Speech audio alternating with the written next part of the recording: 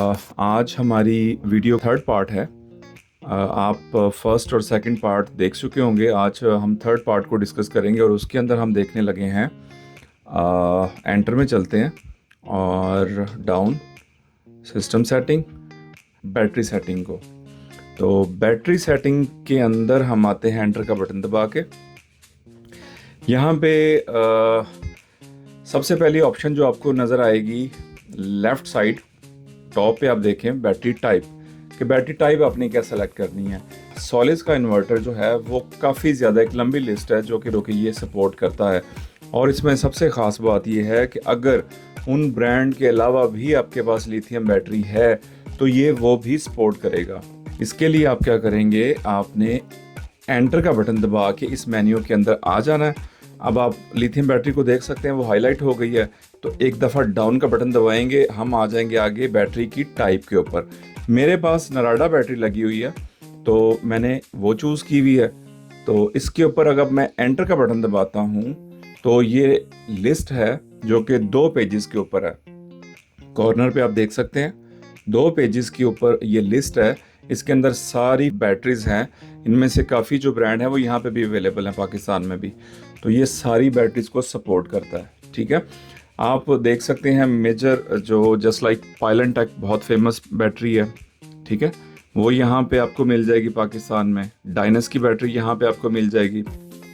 LG cam की भी available है, ऑफिशियली तो नहीं है लेकिन ये यूज में आती हैं बैटरीज, तो ये भी मिल जाएंगी, ठीक है। उसके अलावा रिटार, आई थिंक ये रीटा है या रिटार की बैटरी वैसे अवेलेबल है यहाँ पे ऑफिशियली, वो भी इसके साथ कंपैटिबल है, ठीक है जी। उसके अलावा हम देख लेते हैं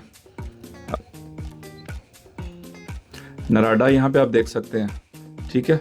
और उसके डाउन पे आते हैं और यहाँ पे भी एक लिस्ट है, उसमें भी देखते हैं कोई बैटरी है।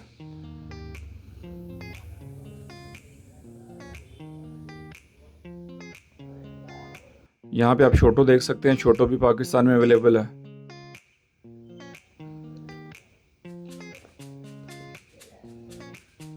ठीक है, तो ये कुछ बैटरीज थी जो मेरे नॉलेज के मुताबिक यहाँ पे अवेलेबल हैं। हो सकता है इनमें और भी बैटरीज हो।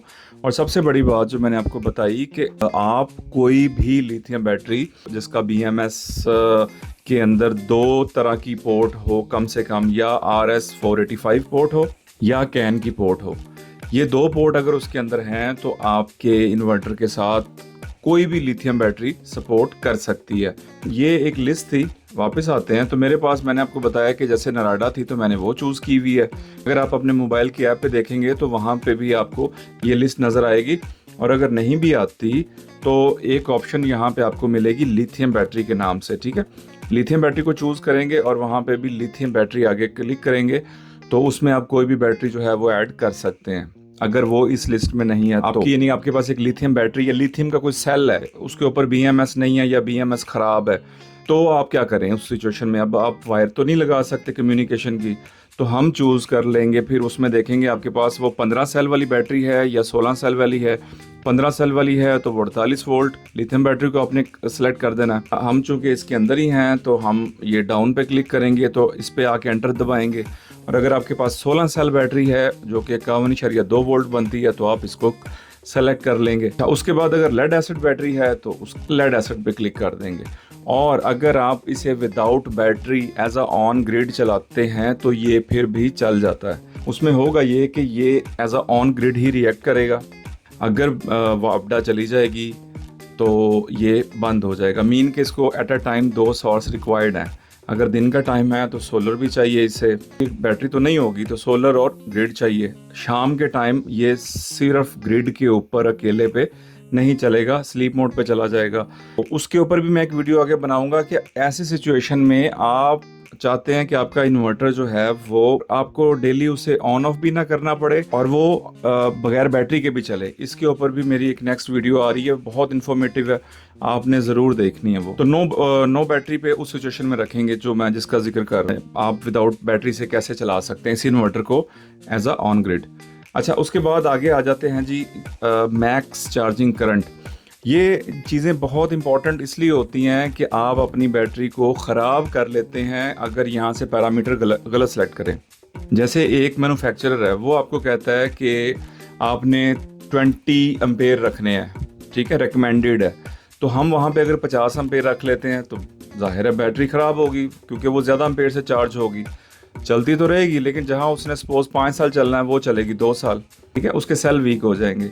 इसी तरह मैक्स डिस्चार्ज करंट, आप अपनी बैटरी से मैक्सिमम कितना करंट डिस्चार्ज करवा सकते हैं, तो ये भी आपको आपकी मैन्युफैक्चरर जो बैटरी का है वो बताएगा।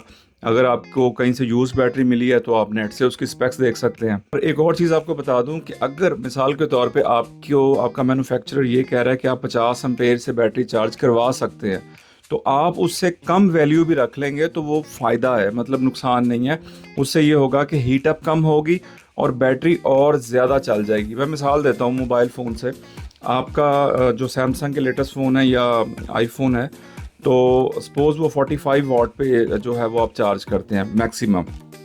आप देखेंगे कि जब 45 फुल सैमसंग एक फ़ोन 45 वाट के चार्जर से आप चार्ज करते हैं, कंपनी ने हालांकि वो रिकमेंड किया हुआ है, लेकिन वो हीट अप होगा।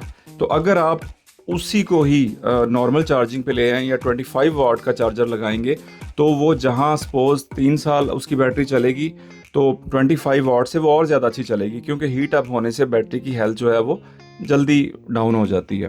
तो अगर आपको, ज़ाहिर है जल्दी तो होती नहीं है, सुबह आराम से सारा दिन पड़ा होता है आपको चार्ज करने के लिए सोलर से, तो हमें इतनी जल्दी तो होती नहीं है। अगर एक बैंक लगा हुआ है तो वो आराम से भी चार्ज हो सकता है, 30 एम्पेयर भी उसके लिए बहुत है, ठीक है। अगर कंपनी कहती है 50 से करो, तो आप 30 से भी करेंगे तो वो 2 घंटों में चार्ज हो जाएगी। तो आप कोशिश करें कि रिकमेंडेड वैल्यू, अगर आपकी मैन्युफैक्चरर की वैसे थोड़ी है, 20 एम्पेयर है, फिर तो ठीक है। अगर वो 50 एम्पेयर कहता है तो आप 30 भी रख सकते हैं, 35 भी रख सकते हैं, 40 भी रख सकते हैं, ठीक है। ये आपकी बैटरी की लाइफ को बूस्ट करेगी, ठीक है। इसी तरह ही आप उससे कितना करंट डिस्चार्ज करवाना चाहते हैं। अक्सर ये केसेस सामने आते हैं कि यहाँ पे उन्होंने करंट जो है वो 50 एम्पेयर रखा होता है या 40 एम्पेयर रखा होता है गलती से। अब क्या होता है कि जब जो ही 40 की बजाय 41 एम्पेयर पे करंट जाता है घर का, तो घर का पूरा सिस्टम शट डाउन हो जाता है। क्यों?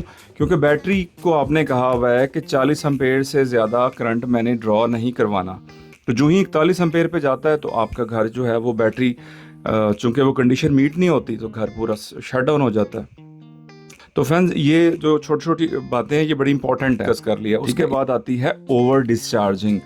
ये इसके अंदर ये जो 3 चीज़ें ट्रिकी हैं जो कि नाइट्रॉक्स के अंदर नहीं है। नाइट्रॉक्स के अंदर सिंपल उन्होंने इन चीज़ों को डिफ़ाइन करवाया हुआ है कि शट डाउन कहाँ पे रखना है।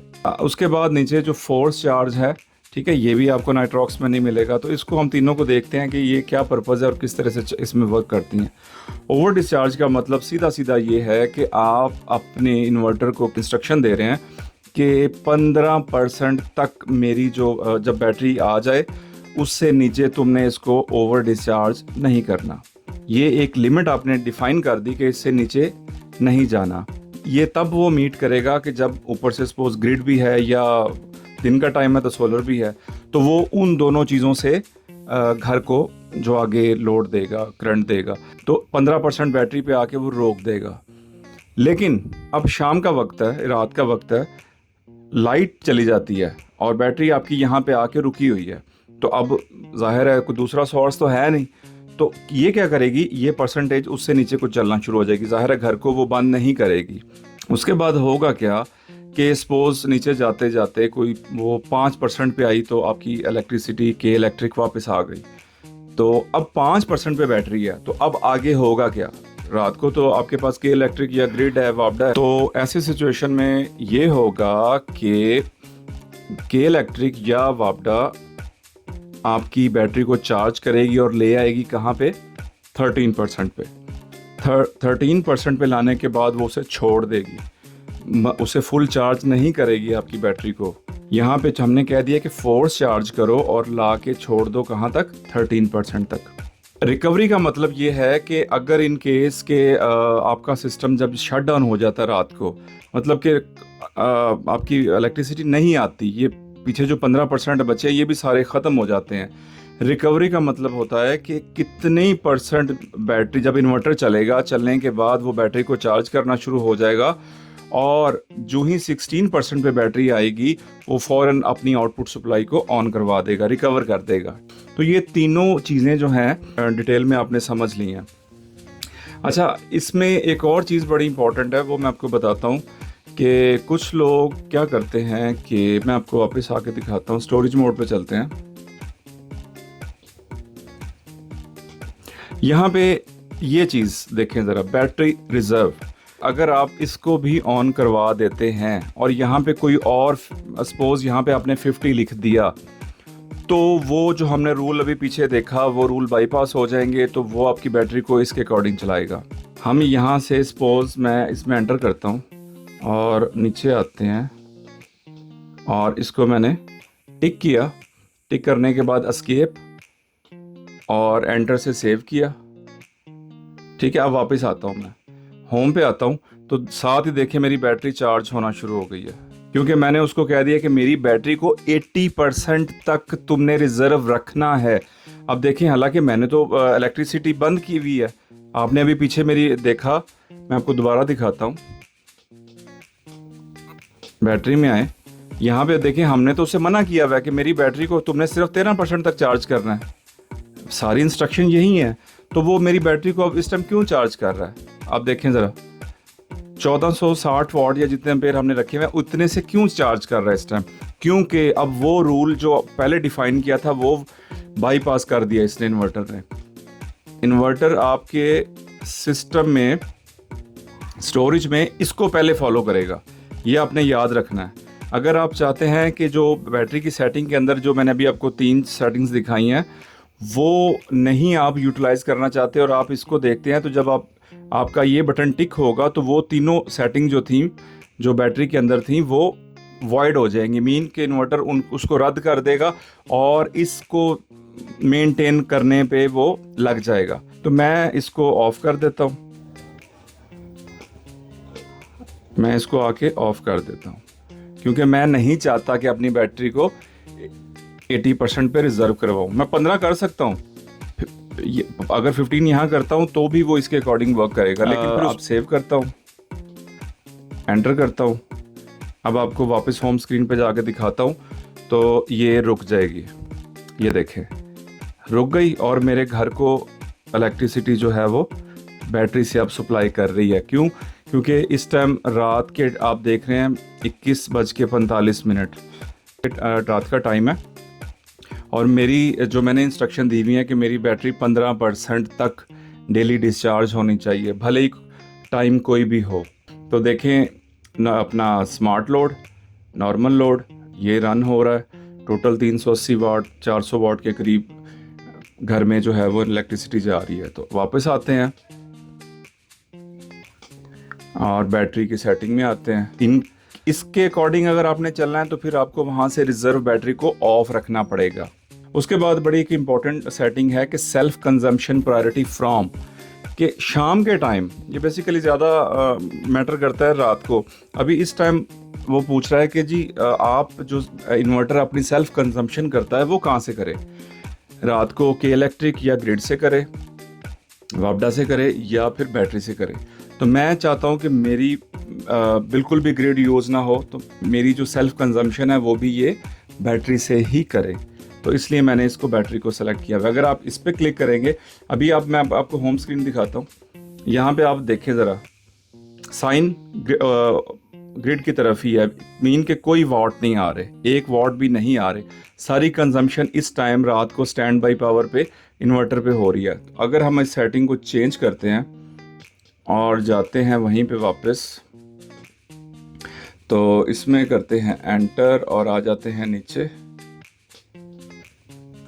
और इसको एंटर करते हैं, एस्केप और एंटर से सेव करते हैं और वापस आते हैं ज़रा। तो यहाँ पे आप अब देखेंगे, ये देखें, साथ ही आपने देखा कि एरो किस तरफ चला गया, घर की तरफ, और कितने वाट ले रहा है, 50, 70। ये जो इस टाइम इलेक्ट्रिसिटी 50 से 70 वाट ली जा रही है, ये इन्वर्टर अपनी सेल्फ कंजम्पशन कर रहा है, जो कि पहले यहाँ पे 400 वाट चल रही थी, जो कि अब हो गई है 340, 320, वॉट। तो अभी देखिए 50 से 70 वाट ये इन्वर्टर अपनी कंजम्पशन कर रहा है। कहाँ से कर रहा है? ग्रिड से। तो ये इसलिए मैंने इसको जो है वो बैटरी पे किया हुआ था कि रात को फुली मेरी जो पीक आवर्स हैं शाम 5 से लेके 10-11 बजे तक, वो उसमें मेरा 1 वाट भी कंज्यूम ना हो। तो आपने भी कोशिश करनी है कि अगर आपके पास बैटरी बैंक अच्छा है और आपका भी यही मकसद है कि बैटरी से ही रात को मेरा लोड चले, आप सेल्फ कंजम्पशन जो है वो बैटरी से करवा सकते हैं। तो व्यूअर्स, वीडियो बहुत लंबी हो गई है, टॉपिक हमने एक छोटा सा आज कवर किया। मेरी कोशिश होती है कि मैं चीज़ को डिटेल से आपको एक्सप्लेन करूं ताकि बाद में क्वेश्चन आपके ना रहें कोई। इसके अलावा अगर फिर भी कोई चीज़ समझ आपको नहीं आ रही या पूछनी है तो आप कमेंट कर सकते हैं। किया है। होप के मेरे चैनल के साथ जुड़े रहे। देखने के लिए बहुत शुक्रिया। अल्लाह हाफ़िज़।